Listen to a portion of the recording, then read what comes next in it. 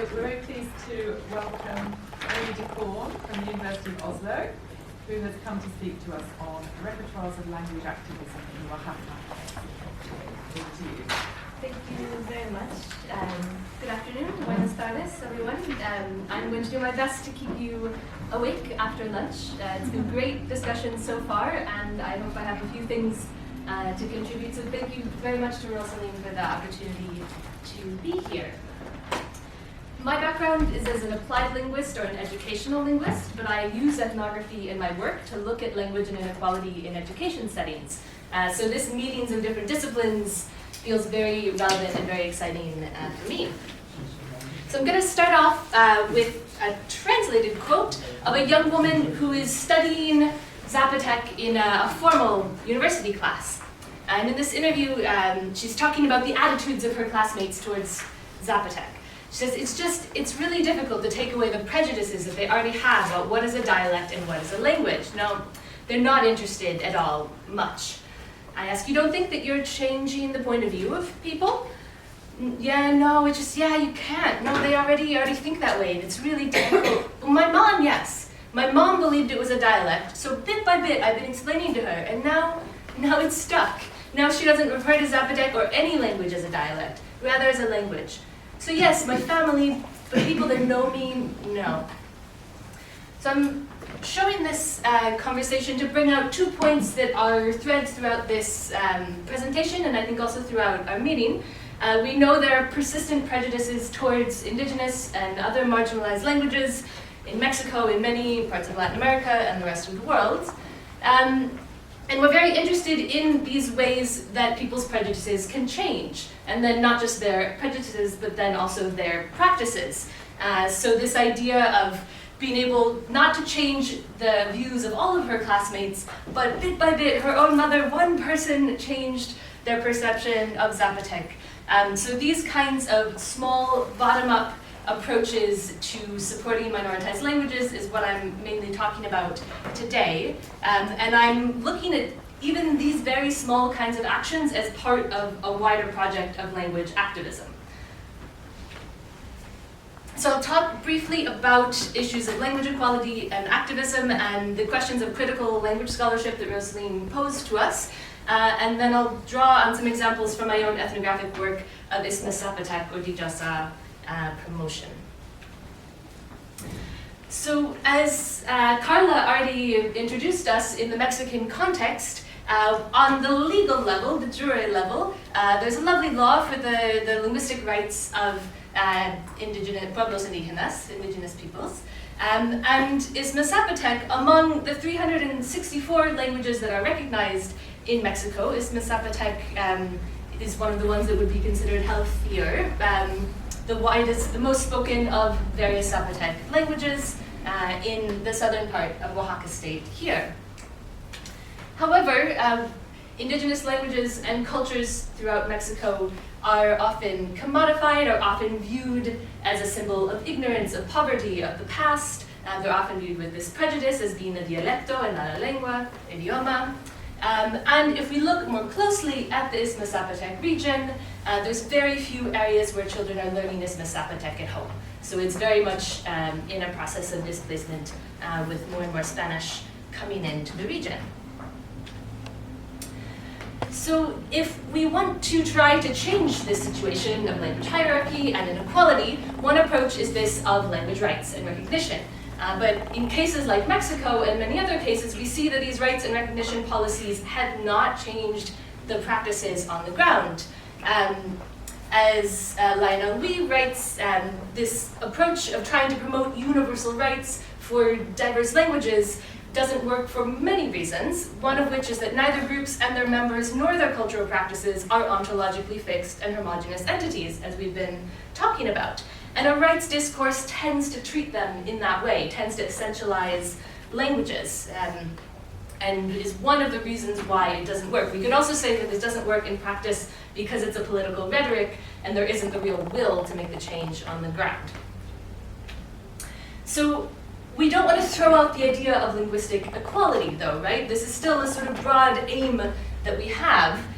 In my work, I've started to think of language equality as a social imaginary, drawing on Charles Taylor, who defines a social imaginary as the ways in which people imagine their social existence, how they fit together with others, how things go on between them, the expectations that are normally met, and the deeper normative notions that underlie these expectations.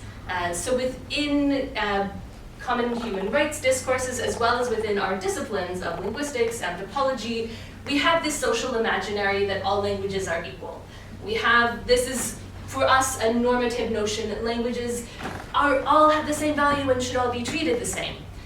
But we know that we're far from making that happen in reality.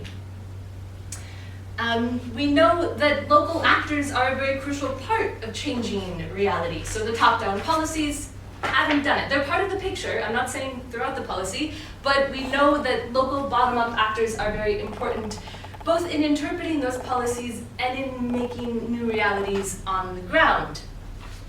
So in looking at language activism, which is my focus for the rest of the talk, it's very clear that this is not a universalist endeavor. Whereas language rights have this universalist kind of tenor to them, language activism does not, and it always includes a different imaginaries of social change. So there's different priorities for what kinds of change should occur, and different, what Susan Cochran, Smith, and Lytle call theories of action about how language change can occur.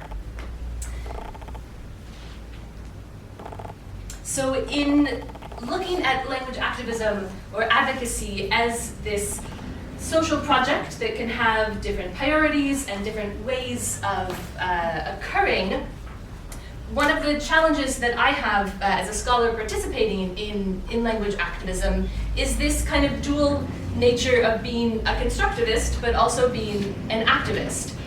So those of us who work in anthropology or sociolinguistics, we would all agree that social reality is co-constructed, it's subjectively experienced, and there's multiple understandings of reality that are valid. But when we're engaging in activism or pursuit of social change, typically we have commitment to a certain defined goal or action based on a certain understanding of reality. And typically we're attempting to make some changes in that reality and potentially shift other people's understandings. So this is a very delicate balancing act to take as an activist who's also a social constructivist. And this is part of the approach to language activism that I'm trying to work with. So within this approach, I have three key assumptions. One is that language has many different meanings. It means different things for different people. Also that positive social change can have different meanings for different people, and that ways of pursuing positive change can also be multiple or diverse.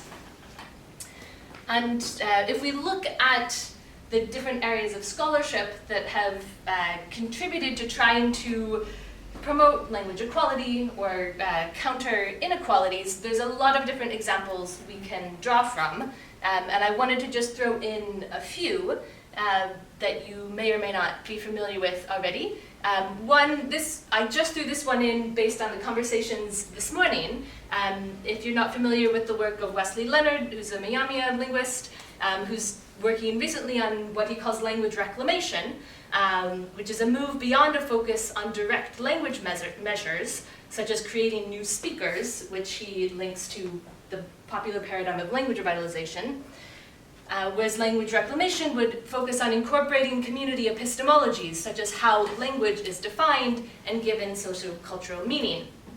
So he has a paper on producing language reclamation by decolonizing language, and it's in a special issue of the Journal of Language and Documentation that he and I co-edited, that's open access online, that you can download it all, and there's quite a few articles in there on collaborative revitalization initiatives from different angles. So I just had to give a shout out to that based on the discussion so far. I also want to give a shout out to Ana Celia Zantea and her call for the need for an anthropological linguistics. She says that we need to understand and facilitate a stigmatized group's attempts to construct a positive self within an economic and political context that relegates its members to static and disparaged ethnic, racial, and class identities, and that identifies them with static and disparaged linguistic codes. So although Zentea was working within a code switching framework, which some people would now say, oh, code switching, so old-fashioned, she was doing it to try to change the disparaged nature of the Puerto Rican English code switching codes that her community she was a member of and works in uses.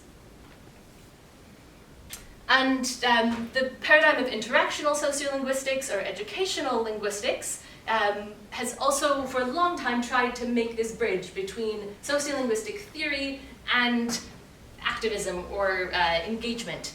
So Delheims wrote that we need to go beyond a liberal humanism which merely recognizes the abstract potentiality of all languages to a humanism which can deal with concrete situations, with the inequalities that actually obtain, and help to transform them through knowledge of the ways in which language is actually organized as a human problem and resource. So although we have this broad idea of wanting to look at the different diverse realities of language, we need to go beyond that to say, okay, from that, now how do we engage with the inequalities that are occurring in concrete situations, and how do we help to change some of those inequalities if we can? One approach that Himes and others have taken up to try to work towards that is called ethnographic monitoring, which links ethnography of communication with different forms of action research in a broad and flexible way, beginning with classical observation, describing what is going on with language use or communication, in particular noticing inequalities and or positive or aspects of well-being around language, interpreting emic perspectives, imaginaries, aspirations, in particular, what does it mean to succeed or fail here? What do people want to occur in relation to language or communication in this setting? And then engaging, if possible, in a way that seems appropriate. So this is the broad framework that I've been using in conducting ethnography in the Isthmus of Tehuantepec in southern Oaxaca in Mexico, where I spent about 25 months between 2013 and 2018. I haven't been there this year, unfortunately, looking at different sites where Isthmus Zapotec or Dijasa is being promoted in different ways. And in some sites, I've spent a lot more time than others and become engaged myself, and in other sites, I've been more of a participant observer. And so what I'll pull out of this broader study for today's talk is looking at some of the strategies that Isthmus Zapotec language activists are using, and some of the imaginaries of social change that they talk about in relation to their strategies. And I'll go through quite quickly and give some examples. When I'm talking about Isthmus Zapotec language activists, I'm talking about people of different identity categories who are engaging in the promotion of Isthmus Zapotec in different ways. So I don't mean people who identify as Isthmus Zapotec and then promote Isthmus Zapotec language, but also, for instance, linguists like myself who would engage in promoting the language in various ways.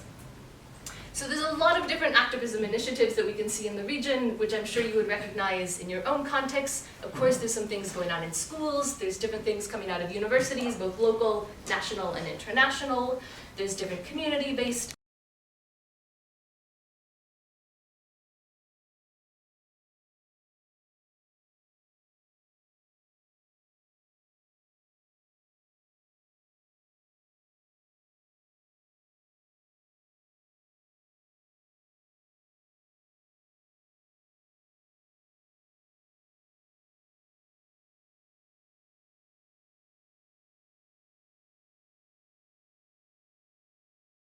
of the different strategies that people are using. There's 3 key actions of creating, connecting, and representing, and these are targeted at 5 goals of resources, events, spaces and structures, people or identities, and communication practices. And I'll give you some quick examples of what I mean by these. So creating resources. We've already seen multiple examples of this as an activism strategy today. If you're a pedagogue, an education person like myself, you probably want to create didactic resources and learning materials. Perfect, thank you. If you're a linguist, you might want to create a dictionary or a database. This is a very common and immediate response for many people saying, what do we do for language? Let's make a thing that will promote the language. These resources, whether it's digital or physical, have the advantage of often being fairly visible. They can be put up on social media, they can circulate, and it doesn't take so long to create these kinds of things. It takes a bit of time, of course, but not so long. But through observing what was going on in this particular site and others that I've been involved in, a lot of questions emerge about what is the impact of a learning resource over time. Not all of them are getting used. A lot of them are sitting on the shelf, and not all of them are reaching a lot of the intended audience. Another strategy of creating a space or a structure, such as creating a workshop, a program or a certification within a university setting, for instance, requires a longer engagement in the local context. It often involves fewer people coming in, only so many people are going to fit in the door. It often can take longer to create this kind of space or structure, but there is an aim at something a bit more sustainable, potentially a bit more significant in the impact than a material that you leave and walk away from and you don't know what happens to it. Within the creation of a space or a structure, such as a learning program, there's great opportunity for creating different communication practices. So this is a picture of an adult Zapotec class where they're singing a song that they've written in Isthmus Zapotec. So this communication practice of using Isthmus Zapotec is something that, in this case, occurred briefly. They did it in one class, but it would not have happened without the existing space of that class, which was in a wider university space that was supporting the classes. Also, within these more enduring spaces, there's more opportunity to create what we could call a certain kind of person or a certain kind of identity. So again, within this university setting, the supporting of young Isthmus Zapotec speakers to become Isthmus Zapotec teachers, to identify as a competent Isthmus Zapotec teacher, or supporting the students in the class to identify as an Isthmus Zapotec learner and or speaker, depending on their degree of confidence, is something that needs a social scaffolding to support the emergence of these kinds of identities. And connecting different people is also an important strategy. In this case, members of a community that were starting to create a language program are meeting with a young woman who's already been teaching Isthmus Zapotec. They're exchanging knowledge and perspectives. So connecting the diverse people who are doing their own thing in their own corner, who don't always talk to each other, is something that could happen fairly quickly and might lead to important things in the future. Also connecting people with resources that already exist that they might not be aware of. And finally, just quick examples for these things. Representation is something that we all do all the time, right? How do we represent certain language practices, certain communication practices? How do we represent certain people? As linguists, as scholars, when we come in, if we only talk to the elder native speaker of a language, we're representing that person is very important, which is great, which is true. But what about the younger speakers? What about other people in the community? This picture here in the corner is two guys from the group Hoochie Rap, which is a hip-hop group, which, since this picture was taken in 2014, they're now doing really awesome things. So they're performing Isthmus Zapotec rap to a university audience, and this was a way of representing Isthmus Zapotec as cool to the university students. These are bilingual teachers who are on stage talking about their pedagogical practices to a wider audience. So again, creating a space where they're represented as experts and their knowledge of the language is represented as important. And there's many more examples, but does just a quick overview. Again, looking at different strategies that are occurring amongst different actors, there's some important characteristics that can be pointed out. So some are occurring very much on a local scale, and some draw much more on international support.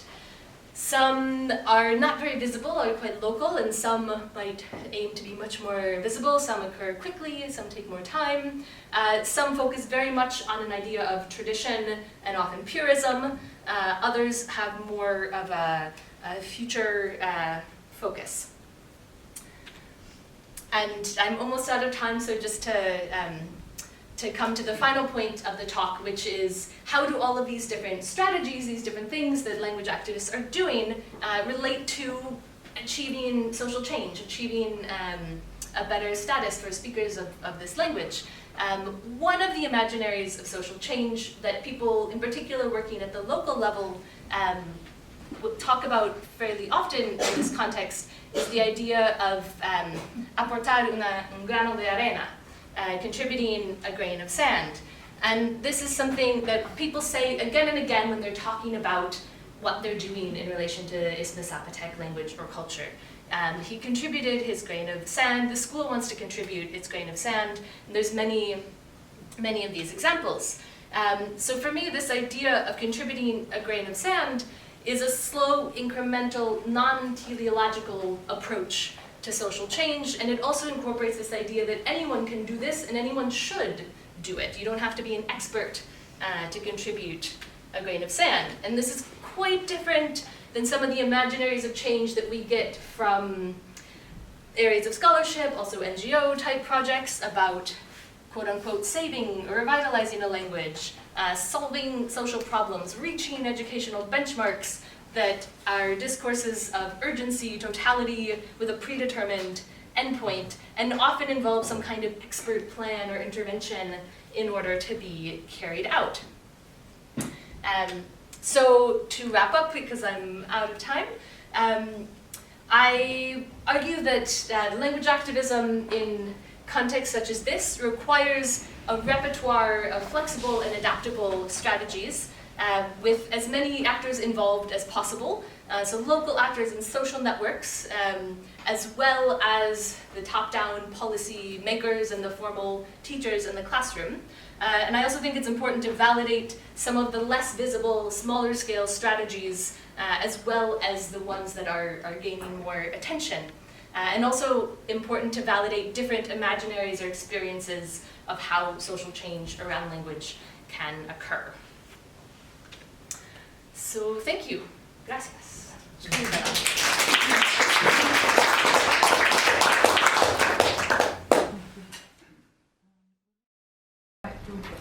He's from Penn State University, Method and Media in the Revitalization of Low Decadal Quechua. I'm going to be talking to you today about linguistic natures and the revitalization of Upper Napo Quechua. So many speakers of Upper Napo Quechua in the Ecuadorian Amazon find themselves today to be doubly marginalized. First, they continue to be marginalized by the incursion of a Spanish-speaking settler colonial society. However, second, and somewhat unexpectedly, many feel themselves to be marginalized by a regime of standard language, which, with the best of intentions, is meant to valorize their linguistic practices. As Rita, a popular Quechua radio host and politician, explained, today the government has decreed in writing to study Rumashini, or Quechua. However, they perhaps have commanded to study this language from the highlands, what we call Quechua Unificado. Rita's comments highlight how many of my interlocutors in Napo experience the top-down application of the standardized or unified variety known as Quechua Unificado in educational and institutional contexts to be a serious imposition, which they recursively link to the highlands. There's a tacit ontology of language embedded in standard language cultures, the contours of which have been well described by scholars. And Jan did a little of the heavy lifting for me on this today, so I won't go into too much detail. It's an ontology of language as system, which shapes, among other notions, a perception of the decontextualizable nature of language, the transparency and commensurability of forms, and the connection between one language and one nation. But somewhat less considered are the ways in which these hegemonic, Euro-derived language ideologies and ontologies interface with indigenous understandings of the nature of language in language revitalization projects. In my talk today, I'm interested in uncovering the ideological assemblages or ontologies of language that shape practices of and responses to language planning in Napo, Ecuador. At stake in many of these debates for my interlocutors in Napo are distinct understandings of the nature of language and how it's connected to social personhood. So on the western edge of Ecuador's Amazon, speakers of Upper Napo Quechua are in many ways people who Webster and Peterson would describe as Indians in unexpected places. That is, they challenge representational expectations of indigenous peoples, which are widespread in both the imaginaries of national Ecuadorians and international tourists. These are imaginaries I consistently confronted during the more than 18 months I spent working as a guest announcer at local Quechua radio programs, assisting the Association of Upper Napo Quechua Midwives in producing a collection of oral narratives, and living in a multi-generational home in a rural village near the town of Archidona. So somewhere between 14,000 and 40,000 people are variously estimated by linguists to speak Upper Napo Quechua, one of 7 major varieties of Ecuadorian Quechua. They're unexpected first for their location in the Ecuadorian lowlands.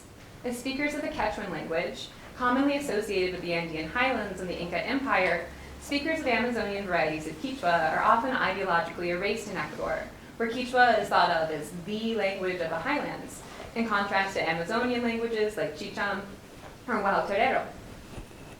Although the linguistic history of Quechua in the Ecuadorian Amazon remains unclear, it seems likely that its speakers emerged through close contact between different indigenous populations, resulting from the tumult, violence, and disease of the colonial era.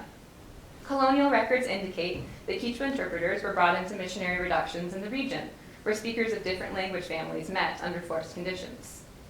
Far from displaced migrants to the lowlands, contemporary Upper Napo Quechua peoples are part of a historical interface between the Andean and Amazonian regions, and they share a great deal in common with other Amazonian groups, in contrast with their highland Quechua neighbors.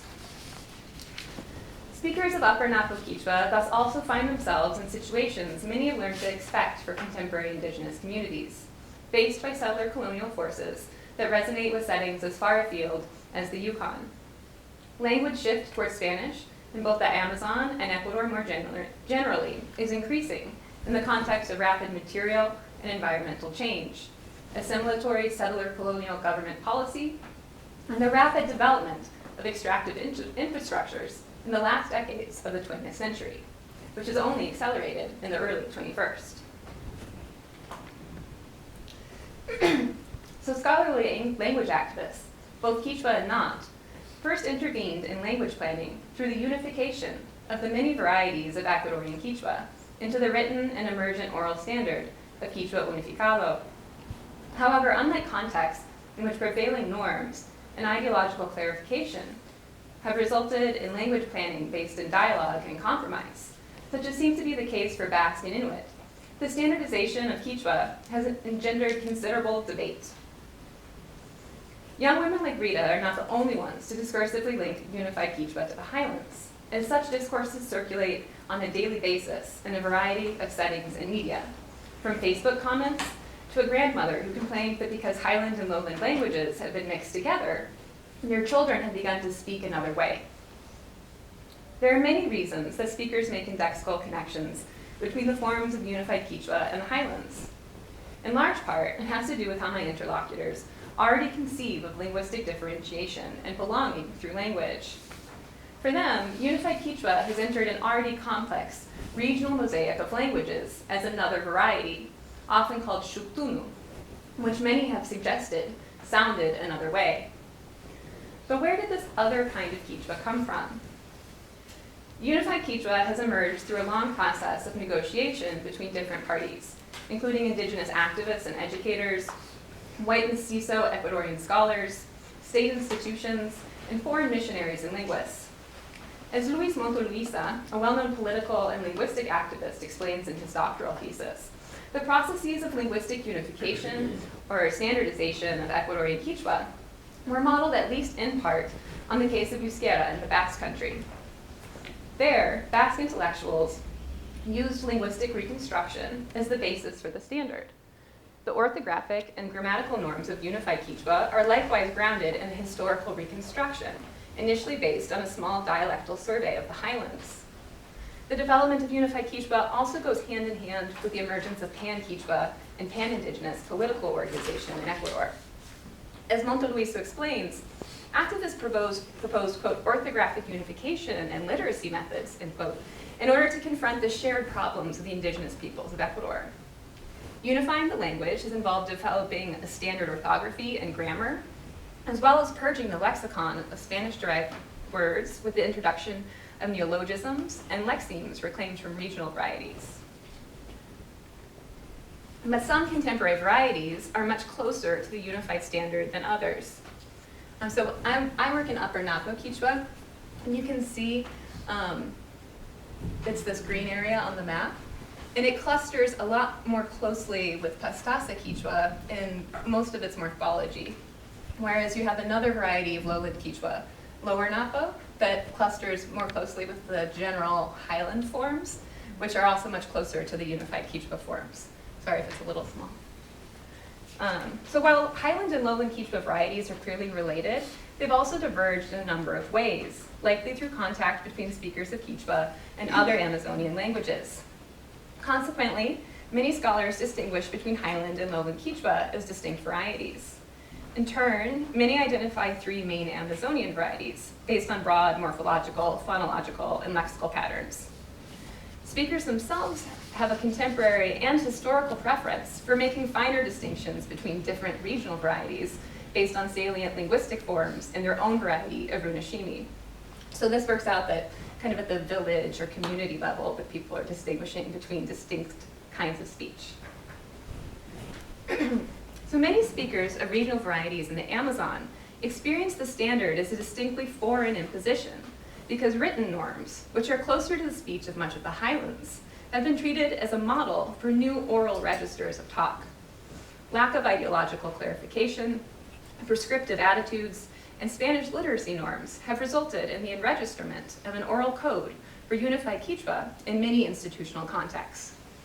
As one Napo Quechua politician argued, linguistic unification, quote, has made us lose our own cultural identity, our own language. For many of the people with whom I lived and worked in Napo, the standard of Quechua Unificado has not been able to serve as an authoritative, anonymous voice from nowhere because of the way it is articulated for them as a voice from somewhere, while that somewhere is the highlands.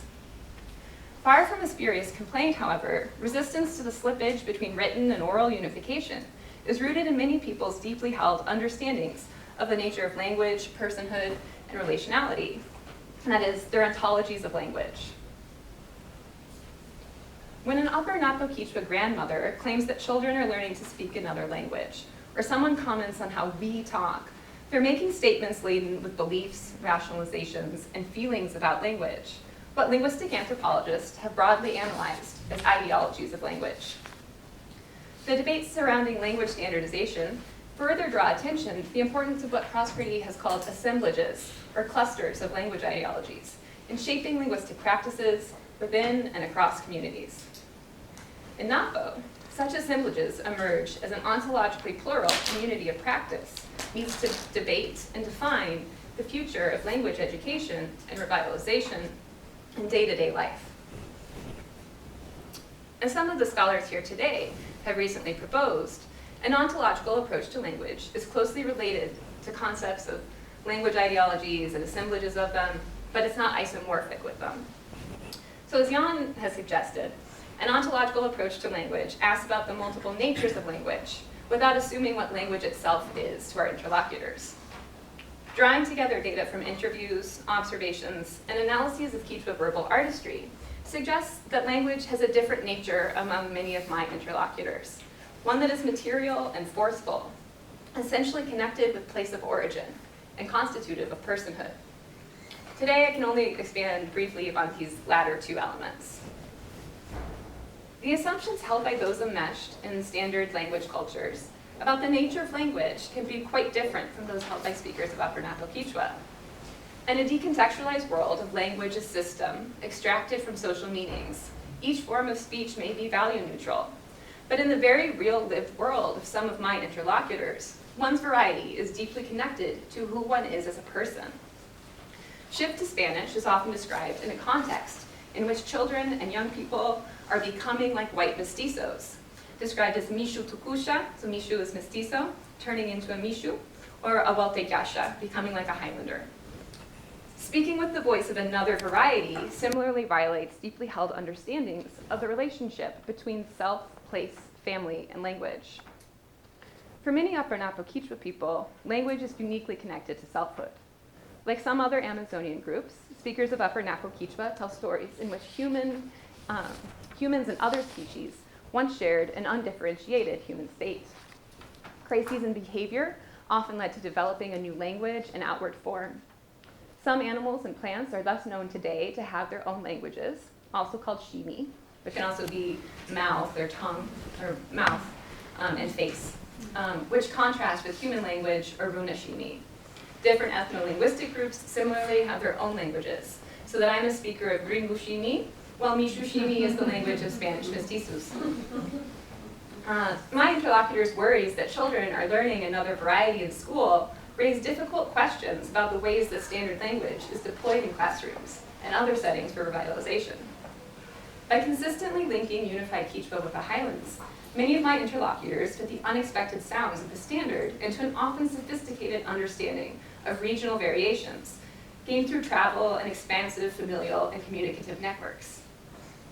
Speakers' understandings of what language is in the world and who they are through language shape their responses to the use of different linguistic varieties, including those that might be variously differentiated as regional, lowland, highland, or standardized.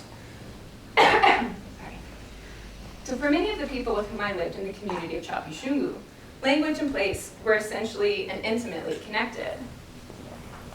As you'll see reflected in this quote, and then the English is here, when I interviewed residents about what language they speak or what language they want their children to speak, they really emphasized the connection between Nyukanshi Shimi, our speech, and their place of origin. In contrast, many speakers emphasized that other languages, Shukpaktimanda Shimi, are different and hard to understand. A few of my interviewees also included examples of regional variations with which they are familiar and mimicked forms of speech they had heard elsewhere, demonstrating a strong sensitivity to unregistered regional variations in prosody and pitch, phonology, and lexicon. Yet my interviewees were also highly tolerant to regional variants, often describing them as just another way of speaking Runashimi, belonging to groups of distinct descent. They similarly saw linguistic utility in speaking both Quechua and Spanish, as long as the languages were somewhat separate. Runashimi to speak with Runa people, and Mishushimi to speak with Mishu people. Language and linguistic ability are also central to the ways that my interlocutors conceived of the development of children into fully social people. When I asked Serafina, a Quechua-dominant woman in her late 60s, to explain the category of the Shungu Yukwawa, or the good child, she emphasized the connection of the category to language and speaking well. Her definition of Ali Shungu Yukwawa as one that listens and understands fits somewhat awkwardly with linguists from the SIL's translation for Ali Shungu as amable. Serafina's answer suggests that the term expresses much more central ideals about Upper Napo Quechua personhood and the ways that children develop into competent members of society through language. There's a similar focus across various types of media and daily talk on the importance of listening to, as well as remembering elders. In daily conversations, adults ask children, "Are you listening? Uyangi?" And if they don't respond appropriately, with some variation of "Yes, I am," "Ari," "Uyauni," or "Uyanini," using our language from here, a grandparent might very well turn away in frustration. So it's within these complex assemblages of understanding the mutually constitutive relationship between language, place, and personhood that debates about language standardization and linguistic form are now taking place in Napo. So as I've argued today through the case of Ecuadorian Quechua, well-intentioned processes of language standardization often place unstandardized languages into complex ideological assemblages and bring distinct ontologies of language into contact. This remains the case in many settings, as developing a standard language and literacy skills remain some of the main strategies for language revitalization, recommended by well-meaning scholars. And it's not that I don't support the development of the standard for indigenous languages in general, or Quechua in particular, as it remains a central goal of many Quechua language activists, politicians, and community members. The standard plays an important role in Ecuadorian politics and in legitimizing the language for speakers of various backgrounds and abilities. As Raul Martinez has recently shown in the Highlands, Unified Quechua continues to develop as a literary language. It may also be the preferred oral code for speakers who've reclaimed Quechua later in life. As a code, it provides a voice with which to articulate contemporary Quechua sovereignty and survivance in Ecuador, which is as valid as the sometimes Spanish-inflected registers of Quechua utilized by many of my interlocutors in their daily lives.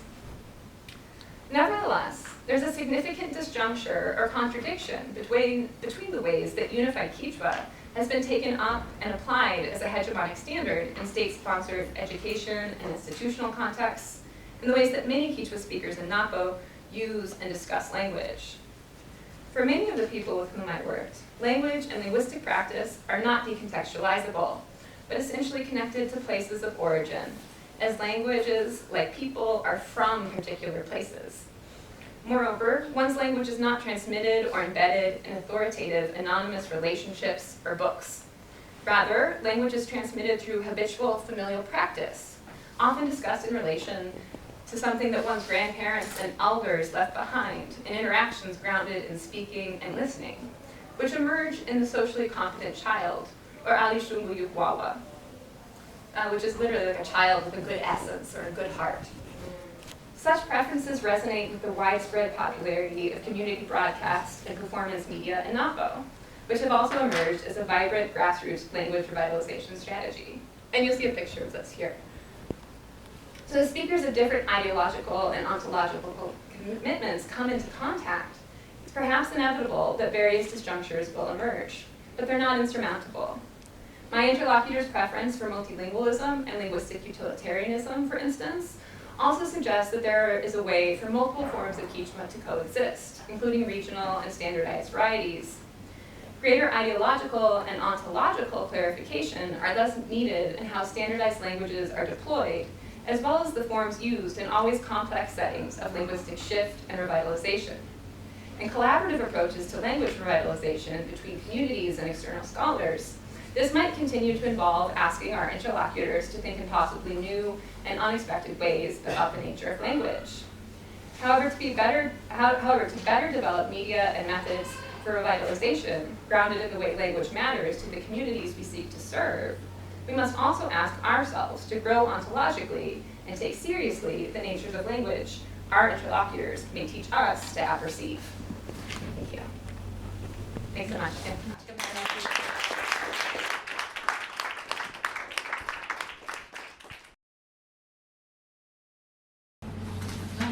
So we'll move straight on to Sarah, please. Sarah Denison from the University of St Andrews, who's going to talk on "You Are What You Speak?" talking with the Wakas in World GDP. I'm going to present a blend of materials from my PhD on irrigation customs and oral narratives in the Huayratiri province of Peru, which I did here at Newcastle. I was lucky to have Rosalind as a supervisor. And yeah, this paper is a blend of that and my current research on a Kipu decipherment project led by Sabina Hyland at St Andrews, where I look at archival material from Huayratiri related to Quipus, which are knotted string records associated with the Huayrian Inca empires, and their relationship with irrigation customs. And this paper is a work in progress, so your comments and feedback are welcome, and I think this is probably the perfect audience to listen to this paper. The change-inducing effects of early 20th century nation building on language are perhaps nowhere as stark as in the Highland Lima province of Huarochirí in Peru. The province is famed for its early colonial Quechua textual history, and today is largely Spanish-speaking and non-indigenous in the eyes of the state. Huarochirí is well known among Andinists for its Quechua Huarochirí manuscript of 1608. Here are some versions of it and translated versions. And this text was penned by a scribe often described as indigenous and belonging to the Checa Ayllu of the colonial village San Damian. This text came about within the context of early colonial extirpation of idolatry, a campaign designed to stamp out native belief, pioneered in San Damian by the priest Francisco de Avila. The text contains descriptions of rituals and origin narratives, many of which are linked to irrigation, water, and fertility. One of the 32 chapters details the canal cleaning ritual of the Kupara group, or Ayllu, carried out in honour of the Waka Chukisusu.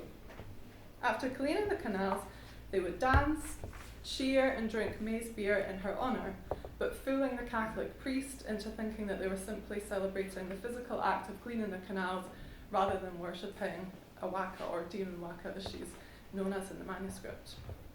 According to Taylor, Hakaru, an Aymara language, was the native tongue of the narrator of the Huarochirí manuscript of 1608. Taylor's linguistic analysis of the text suggests that the information transcribed in the manuscript in the Quechua lingua general, or pastoral Quechua, was probably originally collected in Hakaru, and also local varieties of Quechua, given that the narrator's own Hakaru substrate emerges throughout the text. Adalar has suggested that two varieties of Quechua and Hakaru were spoken in Huarochirí alongside Spanish in the early 17th century, so the early 1600s. So this is an area with quite a diverse linguistic history. Based on his analysis of the Huarochirí manuscript, Salomon describes a waka as any material thing that manifested the superhuman. A mountain peak, a spring, a union of streams, a rock outcrop, an ancient ruin, a twinned cob of maize, a tree split by lightning. Even people could be wakas. In Huarochirí villages today, likewise sacred rocks, pre-Hispanic ruins, and special ritual objects are key agents in securing the water needed for agro-pastoral production. Bray has pointed out that the ability of a waka, or a landscape being as I call them, to communicate and vocalize is central to their identity. And furthermore, her suggestion that wakas are associated with the Quechua verb wakai, to cry or to wail or to weep audibly, is of high relevance here for my paper.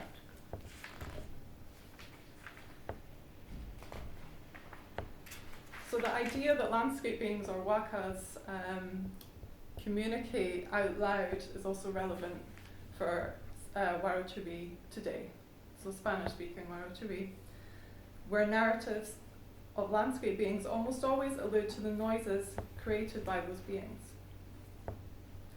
Platt's research in the Bolivian Andes points out the importance of talking when communicating with landscape beings. During seances with mountain spirits, he writes, "The most important thing of all is to keep talking." And I was told the same thing in Spanish-speaking Huarochirí, siempre hay que ir hablando, pidiendo permiso salir. That's what people taught me. So always talk as you walk through the landscape, especially in these ancestral places. To what extent is it possible to say that indigenous languages and indigenous ontologies that acknowledge the landscape to be animate linked? Mannheim and Salas Carreño write, "Bound up in any discussion of waka is the nature of social agency and the ways in which it is embedded in a specifically Quechua ontology, that is, specifically Quechua ideas of the kinds of objects that exist in the world and their interaction with each other. Where do Huarochiranos fit in such a framework, attributed exclusively to speakers of Quechua? And as my paper continues, I'll engage with this question.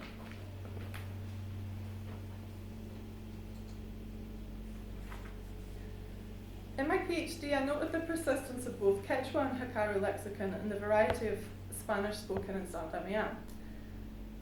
Nevertheless, despite the fact that locals here were extremely vocal about the importance of ancestral rituals, such as irrigation rituals, and the importance of interacting well with the animate landscape, they do not self-identify as indigenous, and the topic of indigenous language past is an instant conversation killer. I just learned to not mention it. Salomon and Nino Murcia have also written about the fact that modern-day Waruchuranos perceive Quechua to be remote and foreign, something that's not relevant to their lives. In 1952, a social organisation in San Damian compiled an edited volume about the district's history in a text called La Voz de San Damian, or The Voice of San Damian, which included a linguistic disclaimer. They wrote, "In the present day," so 1952, "absolutely everyone speaks Spanish, with certain bad habits of speech and slang. The traces of the indigenous languages remain only in place names." So I was reading through this and thinking, what should I make of this statement, especially when, even half a century later, this isn't the case, it's not just in the place names. This text was written during the time when national road building projects, begun in the 1920s under Leguía, had started to articulate remote Lima Highland communities with the Carretera Central, or the Central Highway, linking Lima with the interior in this province. Within this context, the text represents an eager attempt to insert San Damian into the national community, and the first pages of this text are dedicated to currying the favour of state officials and celebrating national figures of past and present. This was no time to claim cultural difference. Might recent advancements in indigenous language rights and indigenous legislation change attitudes towards indigenous languages in the province? I'm not really sure, that kind of remains to be seen. At the same time as my doctoral fieldwork in 2012, and during my ongoing studies, Peru was in the process of identifying which groups would be included in its database of indigenous or original peoples, which is used now to identify which groups have the right to prior consultation, so indigenous legislation, in the face of development projects on a group's land, territory. So I wondered at that time if Waruchuri communities might be included. After much debate and prolonged delays, it was decided that only speakers of indigenous languages would be regarded as indigenous in Peru, as long as they fulfilled the other criteria for identifying groups set out by the International Labour Organization, and one of those is self-identifying as indigenous, among other things. The database in Peru includes 55 groups speaking 47 languages, and there are no Waruchuri communities listed as indigenous. It's all categorized according to the languages of their respective groups. Peru's last census in 2017 asked the following question, this one here.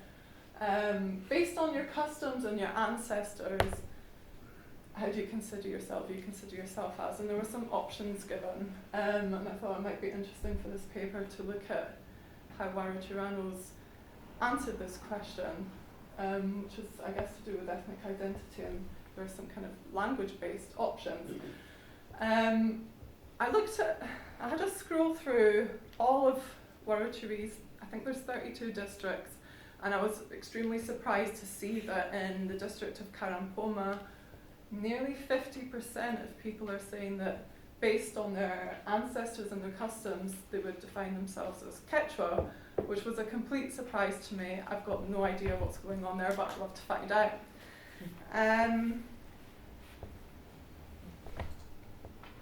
Yeah, I've just got questions as to whether there's something political going on there. I'm not really sure, but that was a complete surprise to me.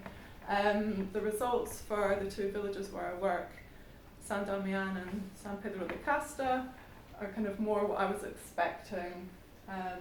here it says there are, this is for San Damian, so the village where the Waratiri manuscript was from, and it's saying around 11% identify as Quechua,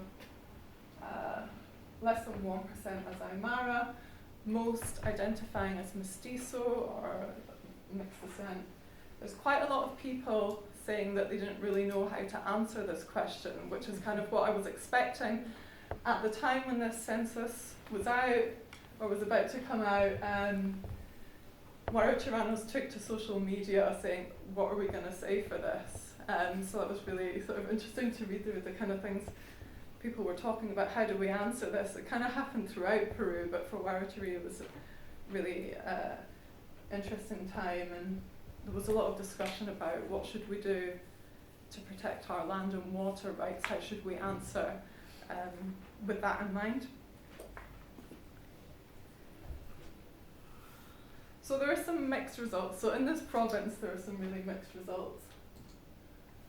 This is Casa where I work now, just really similar results to San Damian, around 11% identifying as Quechua, a 1/4% Aymara, there's one black person. There's still a lot of people saying that they don't know, or they haven't responded. Just kind of what I expected.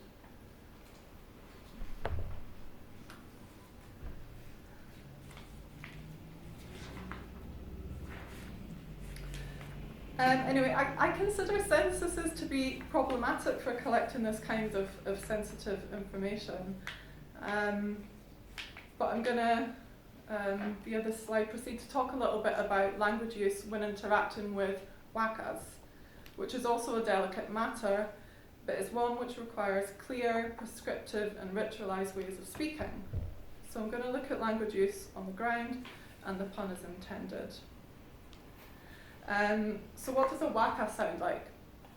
I was told an oral narrative by the late healer and ritual specialist Eugenio Anchiliayata from San Damian.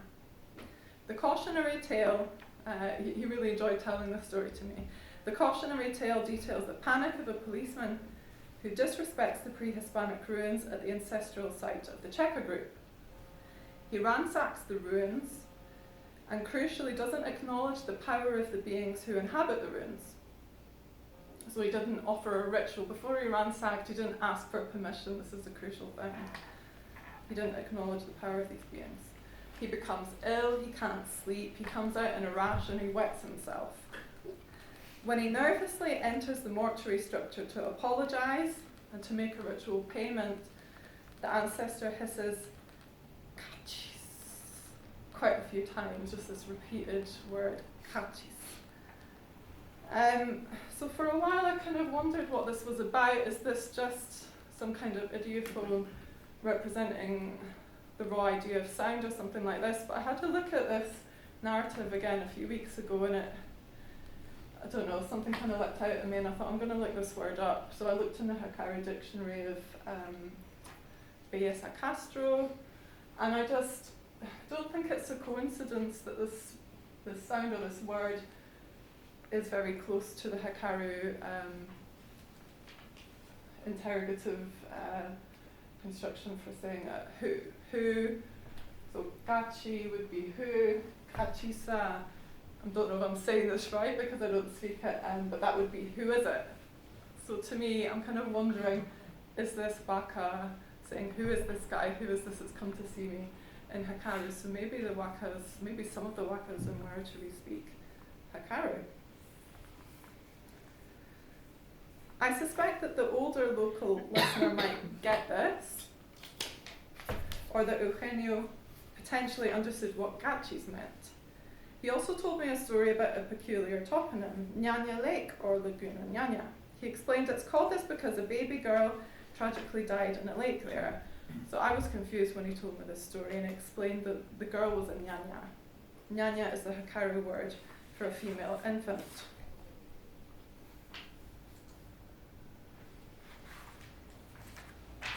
So this is where I'm working now. The materials that I'm working with are from here. San Pedro de Casta.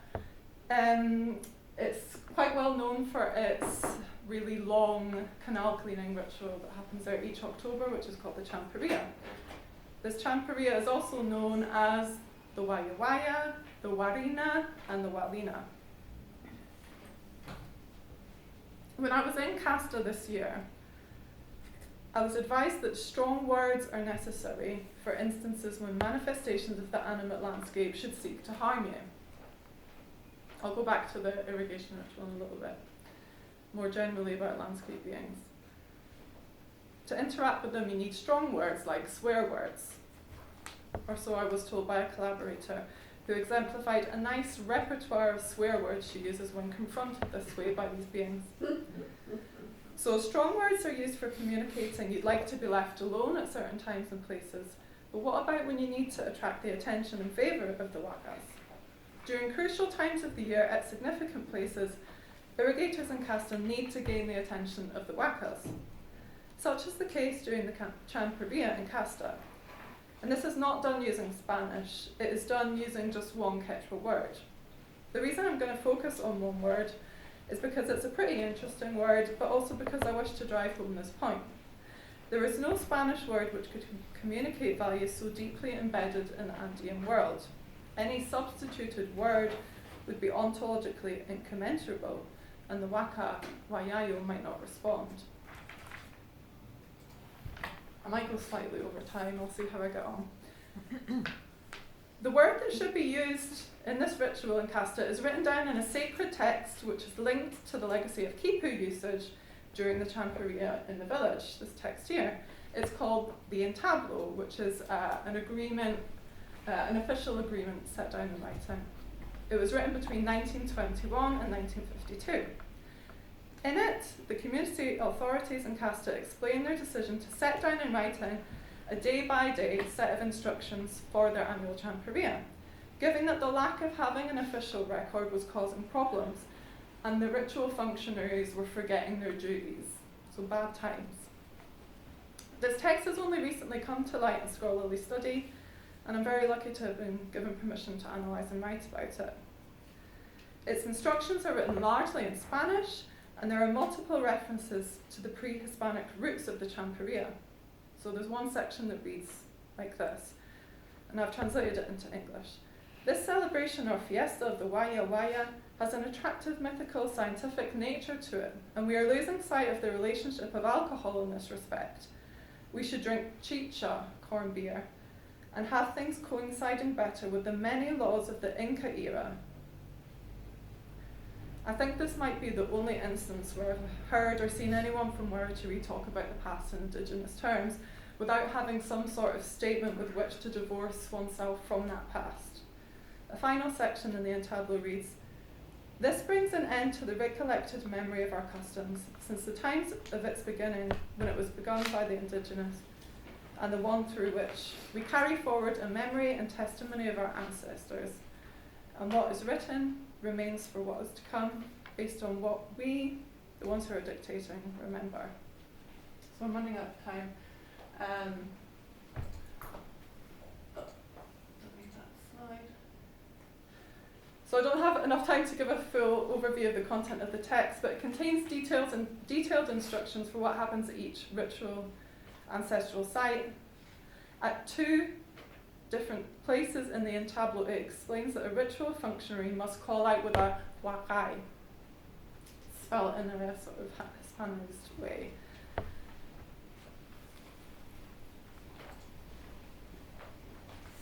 Yeah, I might need 2 minutes extra or something, is that okay? When it cuts into the discussion time. The verb wakai is conceptually integral to the economic politics of the Champaria, since it relates to the practice of communicating with the sacred landscape. Wakai features in the entablo as a nominalized verb consisting of the verb root waka, suffixed with the infinitive nominalizer y. As Adelar and Moiskin explain, infinitive constructions with the y nominalizer have the characteristics of an infinitive. Thus, in the context of the ritual instructions, a wakai is an action to be effected in the Champaria. Although wakai features in the entablo in the sense, when the functionary, the ritual functionary, shouts out the word, Wakai serves to address the interlocutor who is being addressed. So, the waka wayayo.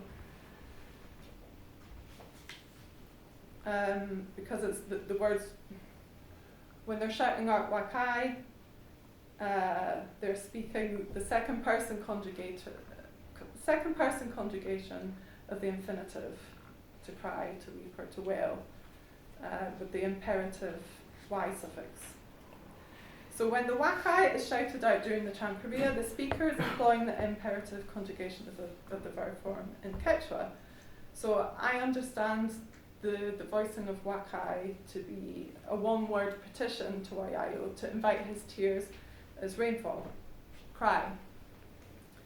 Such practices were widespread in the Andes, suggesting that this tradition derives from the Inca era. The Bolivian Quechua dictionary of Lara glosses the nominalized verb huacayi as an invocation which in the Inca times was directed to the gods imploring rain. Likewise, huacayi kui is glossed as a nocturnal procession carried out in the streets asking the gods for rain in times of drought. Wakai is therefore a word for particularly desperate times, as well as for promoting the timely arrival of the rainy season and of irrigation water through the canal system. And I'm running out of time really, but this word is not just spoken in the annual canal cleaning ritual, it's also used in the New Year pirwa, or seed sowing. It's an agricultural ritual that happens at New Year at night time, and this is another place where wakai is also needed to gain the attention of this female ancestor being, which is represented by the rock. When I was in this field, I got sung a song, which is sung at the New Year tradition. And it goes like this. So if people in Wiradjuri don't speak Quechua, I'm not sure what to do with all of this stuff. And when I think about the language ontology nexus, I don't know where to go with that either. For the context I've described, I hope to have made it clear that there is an indigenous language persistence in specific contexts in some Wiradjuri villages today, and that the wakas are understood to emit and to respond to Quechua words. Therefore, perhaps it would be fitting to consider the relevance of Quechua ontology here. In decisive moments when communication between people and the wakas is crucial, Quechua words are used. However, I say this with a caveat. In San Damian, I was laughed at for suggesting that the animate landscape might prefer Quechua to Spanish. I was told, as long as you talk, it doesn't matter. In San Damian, there was less openness to talking about the indigenous past. Considering this and the census data that I showed earlier, I suggest that the diversity regarding language and the affiliation that people have with languages in the Wiradjuri province shows diversity. And this is representative of a highly diverse country. The development of legislation, which is representative of this linguistic diversity and associated identities, remains an ongoing task. I think I better leave it there. Sorry, Rosalie. Don't worry, it's great, thank you.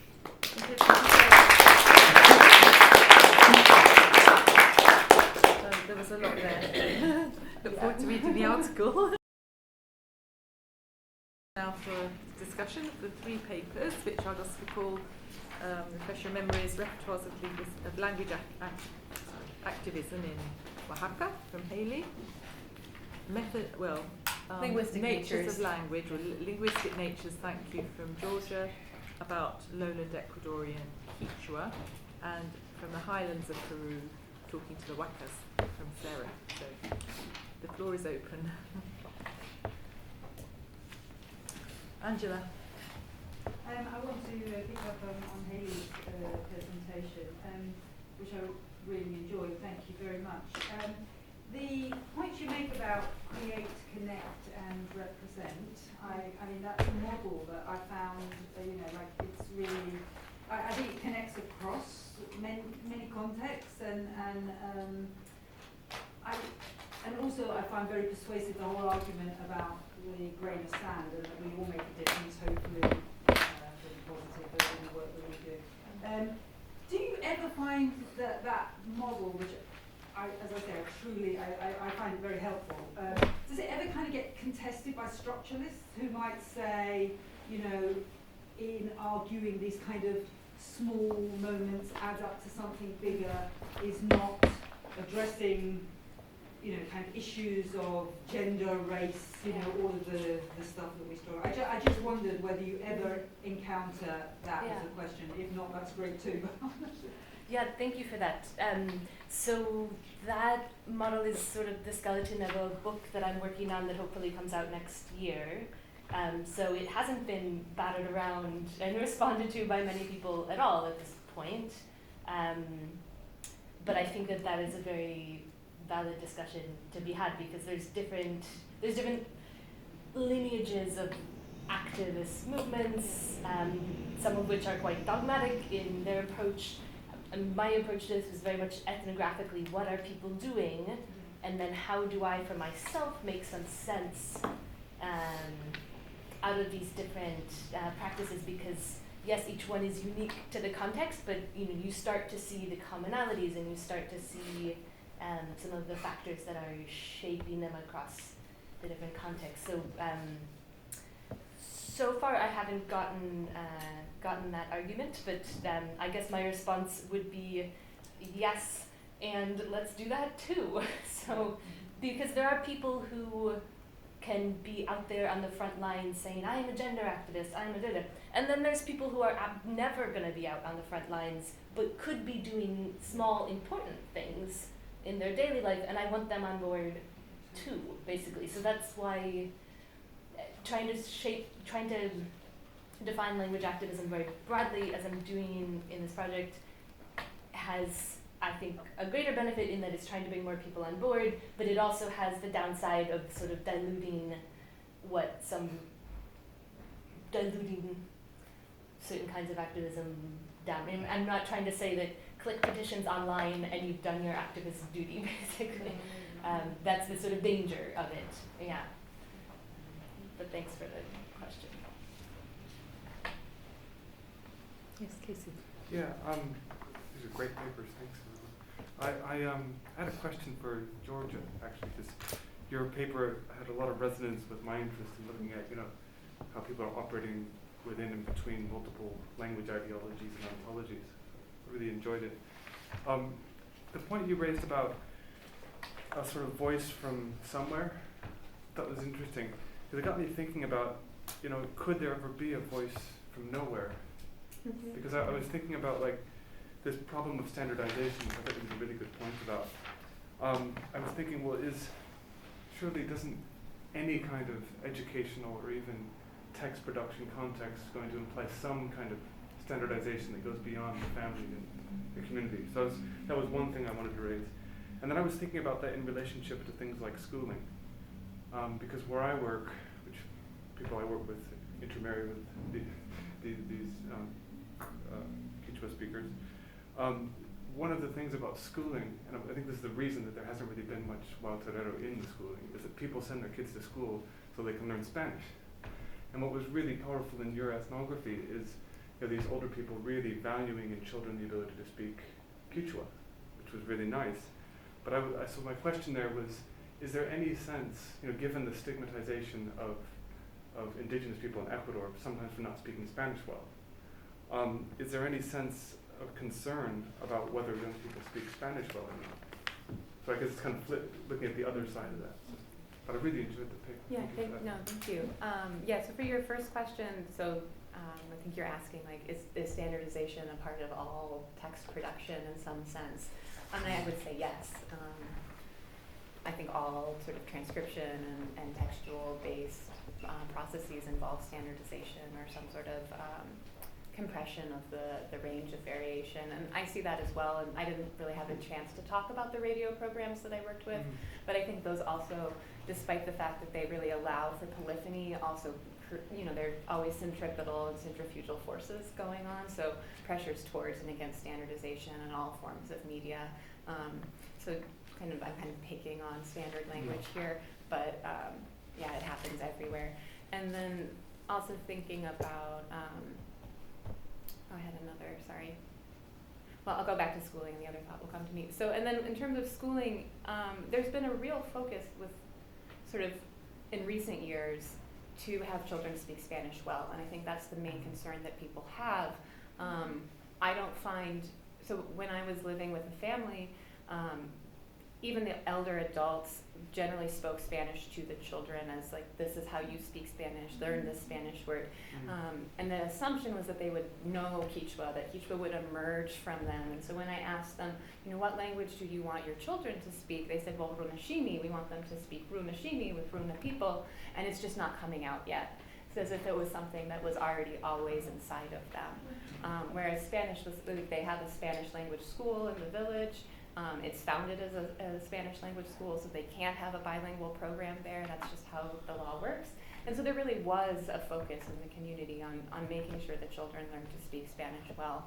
And so now you're seeing, with this kind of more recent activism around revitalizing Quechua, both kind of top down and bottom up, people noticing that something's going on and that kids aren't, it's not just emerging from kids. Can I add just a small point to that? I don't know if it's relevant to your context, but one thing I find interesting about schools, I mean, it's a bit of a crazy thing in Ecuador, the way schools are in these rural areas, but for Guarani communities that I've worked in, there's this weird balance between really valuing schools for Spanish, and so the whole point is to have people who can speak Spanish in school, your children learn. But then there's also that reservation about your kids becoming Kawari, becoming other, because there is that becoming that's involved in the sort of these language situations. So it's tricky. Yeah, it's really tricky. But, Thank you. Can I jump in on that? Just the voice from nowhere has been discussed by Susan Gall and Catherine Willard. Yeah, sorry, that was the other point. So you were probably riffing off. Yeah, I was riffing off. And so a lot of times in standard language cultures, there's this idea that there is an anonymous voice from nowhere, that there is a standard, like in English, we think, oh, there's a standard language. Well, in American English, there was never standardization, right? There was never a standardized form of American English produced. There is in England, right? There was, I think, actual efforts to receive pronunciation, right? So there's an actual standard that emerged, but that also now seems as if it is the voice for everyone, that the voice with everyone should speak with. So the point I'm trying to make is that these standard languages, even though historically those lexical connections kind of get bleached out or lost, at this point in Ecuadorian Quechua, they haven't been lost. It can't be the voice for everybody because it's really some kind of a highland voice. Could I just to add, because I've worked in Highland Ecuador and I've seen this on the ground, what goes on with the kind of, I think it's Kendall King who sort of characterises it as a new diglossia, because it's a diglossia between the way people actually speak Quechua and the way that they're forced to read and write it in the schools. But what's interesting to me, because I compare Ecuador with Bolivia and Peru, is that in Ecuador there really does seem to be some kind of an understanding that the way it's written is the way we have to speak it. And if we don't speak it the way we see it now in these books, then we're speaking wrongly. Or people don't understand us, our grandparents don't understand us. That's where the diglossia comes in a way.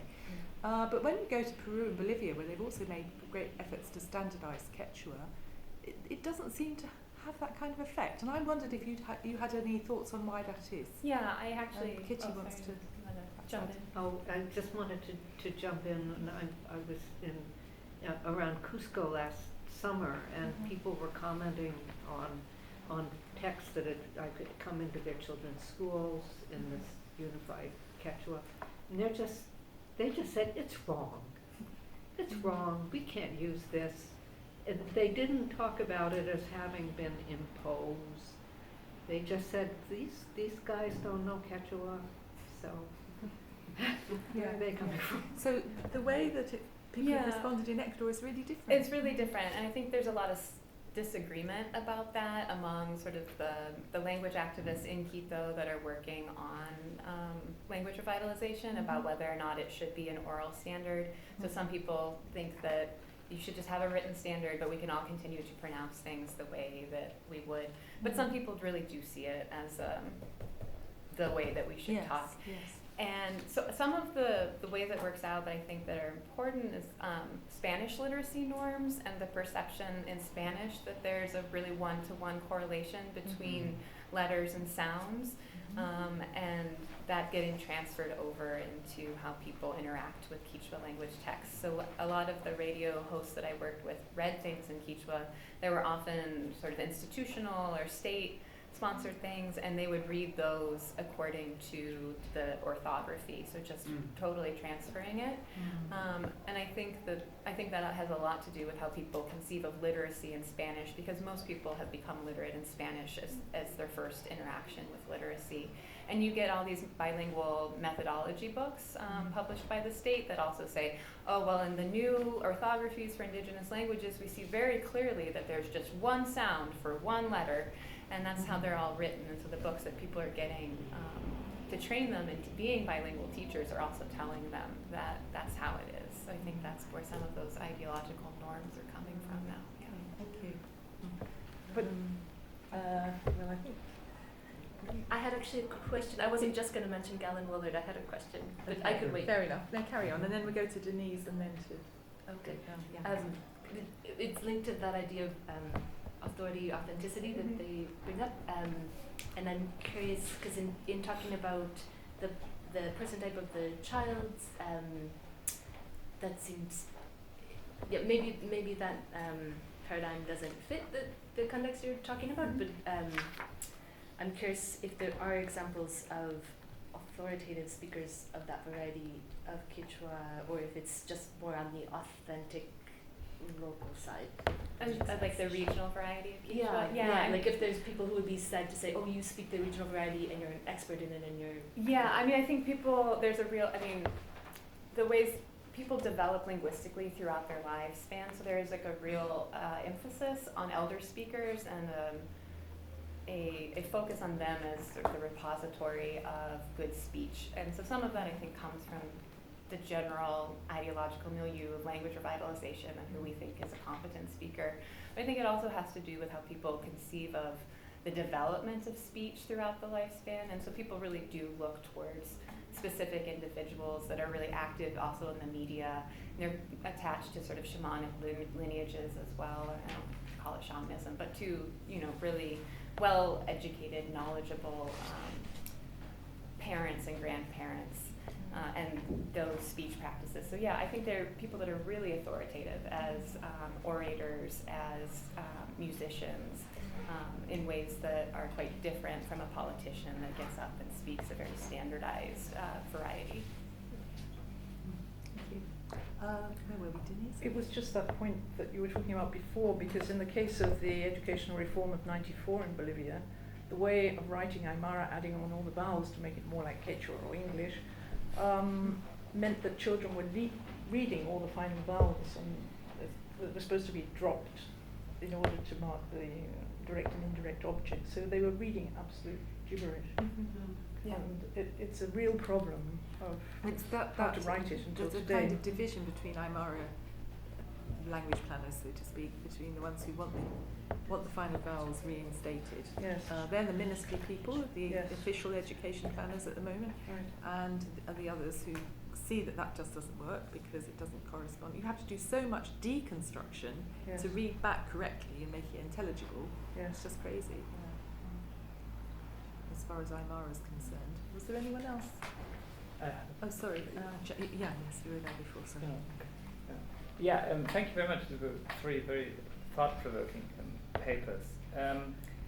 I think, so I want to just piggyback on the discussion of the new view from nowhere, which I think, your point, and I think I'm really glad you raised it here in this context, as it is a very kind of, it's a classic, the classic thing that Bauman and Briggs talk about, of this kind of, that in somehow there's one variety that comes to exert power or sort of establish a kind of hierarchy, and thus is no longer sort of so there's the de jure kind of equality or equivalence, let's say, but in de facto it's not, right?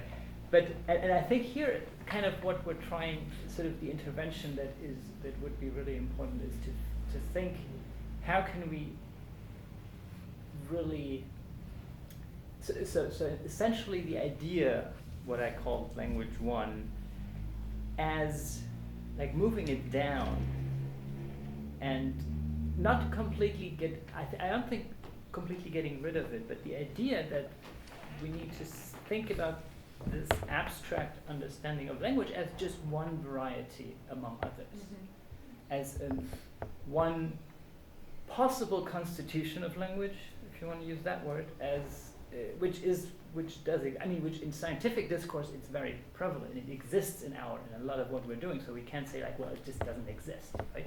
And I think that is sort of the point, which connects nicely to Haley's question about the tension between the constructivist and the activist, which I think is something that is still we need to think about more, because as soon we're sort of by default we always take the social constructivist position, right? We say like, okay, languages don't exist.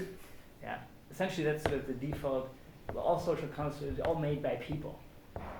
But then some of the things that, but then as activists, well, what are we doing? We're dealing with we're bringing forward, we are sort of actively involved in the creation of languages. It's not that as an activist we just like, we kind of have to make choices on the ground every day, right? So, and then we have understandings that I think that were in Sarah's paper and yours, but also like resonate with Casey earlier, that there are certain things that are not translatable. There are certain the non, especially when you're dealing with like radically different ontological realms where the jaguar speaks in a different way, and where sort of cross-species communication requires a specific form that is not really detachable, that is not translatable, where the actual form is somehow fixed, where again we would say from a social constructivist perspective, oh yeah, well, the natives believe that da-da-da-da. But that completely misses the point of the fact that these are actual entities that where kind of our theoretical tools haven't really, or at least sort of the standard theoretical tools, haven't really gotten a hold on. So I think this was it's a very nice, a very nice set of papers that like sort of brought up a lot of interesting things here. I've got a question, and Angela, were you already there? Quick response. Yes. Quick response, please, because we also have Angela, and I'd like to ask them as well. In terms of making those choices, Gayatri Spivak has written about strategic essentialism. So in certain moments saying, okay, we know it's more complex than this, but I'm going to essentialize it so I can do something with it. Yeah. I was reminded of that a bit in Sarah's paper where it's like, no, we're not indigenous. Oh, but we're going to use this word. That's a good example of strategic essentialism. Angela. Yeah, but I wanted to, in the spirit of the collaboration across disciplines and different backgrounds, I want to take us to the Punjabi complementary classroom in Birmingham, where the teacher, in the teaching of the Gurumukhi script, insists that the students first transliterate into Roman or Latin or English script. And in doing that, they have a whole debate about which phoneme is best to represent in writing the sound of Punjabi. So they really get into a kind of languaging about language argument. And it's kind of looking at the codification of language through another script unfolding. And they really get into kind of really heated debates about which phoneme can represent a sound, which is nothing to do with the standard in the end, but is really meaningful to the kids in the classroom if they are going to learn Punjabi and pass the exam, because they're English speakers and they're learning Punjabi as an additional language. And I just thought it was kind of interesting in the debate about how these sounds get to have the status, the codification of the sound as a process, which is happening in all our environments around us in a kind of everyday way. Except when it gets to social media platforms, where it seems from Carla's paper, I think the idea was that they're not sort of policing the sound grapheme representation isn't so problematic. It's sort of anything goes. I don't know if that quite follows on from what you're saying, but Yeah, I don't think anything goes actually. No, I think because also it's a particular setting, so the teacher in the end is in control about where it gets settled. Yes. Okay. Thank you. Does anyone want to respond to Angela's intervention or follow on from it? Just on your point very quickly, the work we've done on social media in the TLAN project suggests the very opposite of anything goes. Okay. That is, social media users highly regulate each other and what's allowed. Oh, fair enough. Yes. So I would say more on that. No, well, fair enough. In multilingual context. Yes. Yeah, thank you. That's a really interesting example to think about how things are negotiated within the classroom and the transliteration of that. I think in the Ecuadorian case, it really hasn't been quite as negotiated, where it's more top down, and now that it's within the governmental structures, it's an official language for government communication. So a lot of times that's just what it is. But then there is a really wide diversity of scripts that people end up using. Some of them based on Spanish. Some of them mixing Spanish and standard Quechua. So yeah. But those tiny phonemes point to kind of really important identity. Exactly. positions, Yeah, don't they do. They They do, really, and yeah. kind of coming here, I realize how important that is. When trying to interact with the Geordie dialect as a native English speaker, I had more of a sense of how much those phonemes can really matter. You need to stay a bit longer to Yeah, I get think the hang so. of it. I want to try Glasgow. Okay. Well, then, so I have a question there for Sarah. A question for Sarah. Well, it might not just be for Sarah, actually. I think it's a question that Sarah's paper has brought out very nicely, which we haven't, perhaps it's something we haven't quite debated in a more general way yet, and that is this relationship between identity and language, because it's coming through in the census data, and I know census data is problematic, but it's coming through more and more in Bolivia and then recently in Peru, that there isn't an exact match between language and identity. I mean, maybe we thought there might be, but really it's quite clear, especially as peoples are becoming more and more Spanish speaking, but the censuses show that actually if the right question is asked, that's not always the case, but if it is, people will identify as, say, Quechua, Aymara, or whatever indigenous group, but they will, also say they don't speak the language. So speaking the language doesn't necessarily. It works both ways. Speaking the language doesn't necessarily mean that you identify as that kind of person, and identifying as that kind of person doesn't necessarily mean that you speak the language. That's what it comes down to. And in your work, Sarah, perhaps you didn't talk about it so much in this paper, but I've read in other papers of yours and in your thesis, I think, that the way they speak Spanish in the areas where you did your field research is very distinctive. It's not so-called standard Spanish, and there's actually a lot of kind of substrate, and there's a lot of other things going on in that Spanish, and that in itself might be some way in which people are thinking about who they are and how they speak, and the way they speak is kind of to do with who they are. So I don't know if you want to comment on that. Yeah, when Georgia was talking earlier about when speakers are talking about our language and who we are, I have heard people from Wiradjuri. I'm thinking of one person in particular who came up to me one day and said, where have you been this weekend? I said, I went to Lima. And she started talking about Lima and how difficult she finds it to communicate when she's in Lima. And she was saying to me, the Spanish there isn't like ours. It's como otro castellano es. And that could be what we have going on here. The way that I remember before I went to Wiradjuri for the first time in 2009, Patricia Olliart, who's also at Newcastle, my other supervisor, said to me, she knows one Wiradjuri village, and she said to me, when you go there, you might notice that they speak a Spanish that's kind of like it's from 200 or 300 years ago. And when I went there, I was kind of like, yeah, I see what she means. There's a lot of indigenized colonial terms, it took a lot of research into working out what was meant. For example, when somebody says, when they're talking about the wakas or landscape beings, and they say, well, that person doesn't have faith in this.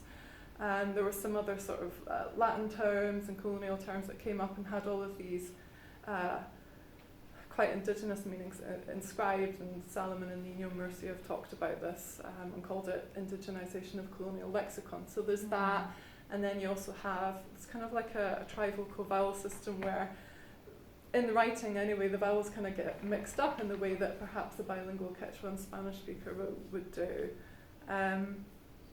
So it is another kind of Spanish. I sometimes wonder if Andean Spanish is right for this context, but then there's so much sort of translation going on where people will talk about a term and present it as idiosyncratic, but then sort of translate it to me. So I'm kind of undecided on how to theorize. But I really just kind of listen to what people say, and I'm engaging with all of this scholarly literature on language and identity, and I'm kind of trying to make my mind up as I go along. Okay. Well, one thing you could try, I think we're going to have to stop the discussion in a second, because unless you want to try and give us some theoretical advice. Yes, please. I'll let you take this last word. I didn't want to. Actually, I was going to bring up another topic. Okay. But it kind of, it's especially one thing I wanted to raise in terms of the question of like Spanish and like your point of like sort of the idea of identity, because there's another way in which we can think about the question of the relationship of language and identity, and it's a very, I mean, this is a very lowland point that I'm going to make, that there's, and I mean, some of you will be very familiar with this argument, that in many of the lowland South American cultures, there's kind of this obsession with alterity, which you see in a lot of the Christian conversion literature. I mean, there's a classic treatment of that by Manuela Carrera Acuña and Rivera Castro on the kind of the desire to become other, the desire to be converted to foreign religion. And if you look at a lot of the shamanic practices, or like if you like people who've written, like Tony Seeger, who wrote about Sujat songs, where a lot of that material, you can actually trace it coming from other groups, other cultures, or thinking about the word of Laurie Graham, that the songs are actually have their origin in animal, coming out transmitted from animals and spirits, and you can find tons of other examples.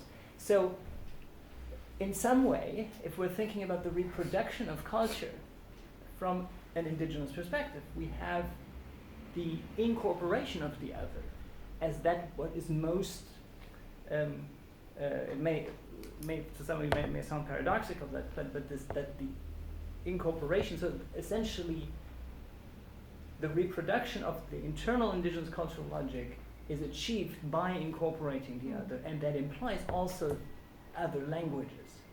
So that this idea,